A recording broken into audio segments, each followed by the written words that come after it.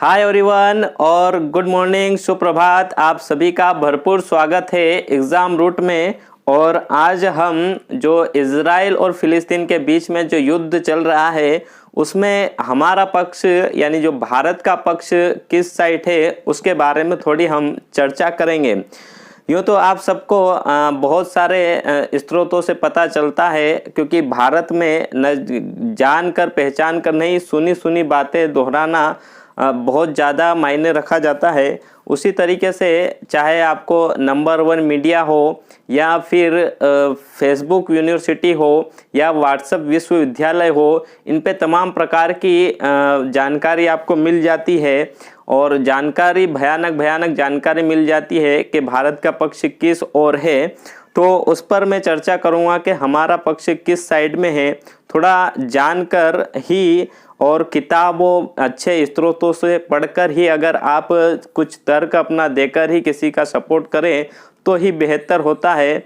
अन्यथा राय बहादुर लोग बहुत ज़्यादा मात्रा में मिलते हैं और बिना मांगे राय देना कितना भयानक हो सकता है, इसको मैं एक कहानी के रूप में आपको समझाना चाहता हूँ।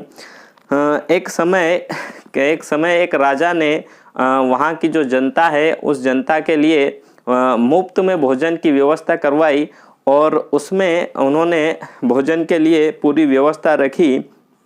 तभी उसी समय वहाँ पर जब भोजन का बनाने का काम किया जाता था, उसी समय एक जो चील है, जो गिद्ध होता है, वह गिद्ध सांप को पकड़कर वहाँ से ऊपर गुजर रहा था। तभी वहाँ जो सांप था वो अपनी रक्षा करने के लिए उस गिद्ध के ऊपर जहर फेंकता है अपनी रक्षा के लिए, और वह जहर की कुछ बूंदें उस जो भोजन का निर्माण किया जाता है वहाँ पर गिर जाती है। फिर वो भोजन को पूरा भंडारा का आयोजन होता है और उसमें कई लोगों की मृत्यु हो जाती है। फिर सवाल उठे जाते हैं, पूछा जाता है कि इसमें गलती किसकी है? क्या राजा ने जो अपनी प्रजा की सेवा करने के लिए जो भंडारे का आयोजन रखा उनकी इसमें गलती है, या फिर वो गिद्ध जो अपने भोजन के लिए जो उसका नैतिक कर्तव्य है भोजन करने के लिए उसने सांप को पकड़ा, क्या उसकी गलती है? या फिर उस सांप की गलती है जो अपनी रक्षा करने के लिए वो जो प्रयास किया जाना चाहिए था, जो एक प्राकृतिक मानवीय क्रिया है वो किया जाना था, क्या सांप गलत है? इस पर बड़ी चर्चा छिड़ी, पूरे राज्य में चर्चाएं छिड़ी हुई थी। तभी दो राय बहादुर लोग थे, वो आपस में राय कर यह जवाब देते हैं कि जो राजा है उसके द्वारा ही इसका पूरे पाप इस पाप का जो भोगी है वो सिर्फ वो राजा ही है। तो बिना जाने पहचाने तर्क दिए और बिना स्रोत के ही उन्होंने डायरेक्ट राजा के ऊपर ही आरोप थोपा गया था। तो उससे पूरी तरीके से उस दोनों को वहाँ राजा के द्वारा गिरफ्तार किया गया कि भैया क्या तर्क है आपके पास, क्या कहाँ से मेरे द्वारा क्या गलती की गई, तो मेरे को आप ये थोड़ा है। तो वहाँ कोई स्रोत वहाँ वो दे नहीं पाए और फिर उनको ही दोषी ठहराया गया था उस पूरे मामले के लिए। तो ये राय ऐसे ही राय देना भी बड़ा दुखदायक होता है। तो फिलिस्तीन और इज़राइल के बीच जो अभी विवाद चल रहा है इसको लेकर बड़ी बड़ी बातें होती है और बड़े बड़े राय बहादुर आपको मिल जाते हैं कि भारत का पक्ष किस साइड है, हम फिलिस्तीन के साइड है कि हम इज़राइल के साथ है। तो मैं एक ही बात कहता हूं, पहले तो मैं जो हमारे विदेश मंत्रालय के द्वारा जो 2 बयान दिए गए हैं उस पर चर्चा कर लेते हैं।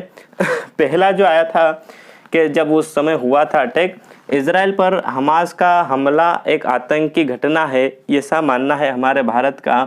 Hamas attack on Israel terrorist act India, यानी जो हमास एक आतंकवादी संगठन है और उस आतंकवादी संगठन ने जो आतंकी तरीके से जो वहाँ पर अटैक किया है, यह क्या है, गलत है।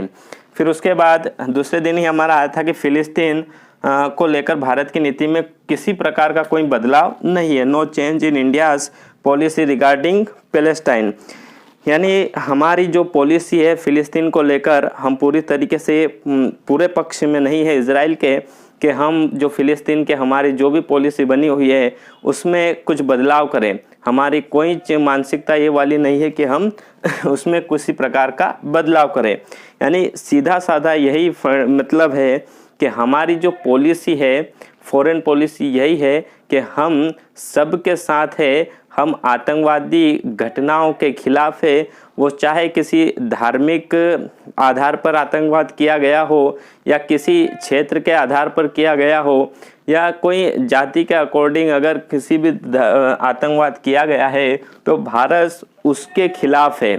ये सा हमारी फॉरेन पॉलिसी है। लेकिन आपको तमाम प्रकार, तमाम नंबर 1 मीडिया हो या किसी अन्य चीज़ों पर बहुत सारी बातें मिलने को, सुनने को मिल सकती है, लेकिन भारत की सीधा साधा पॉलिसी यही है, फॉरेन पॉलिसी, कि हम सिर्फ और आतंकवाद के खिलाफ है।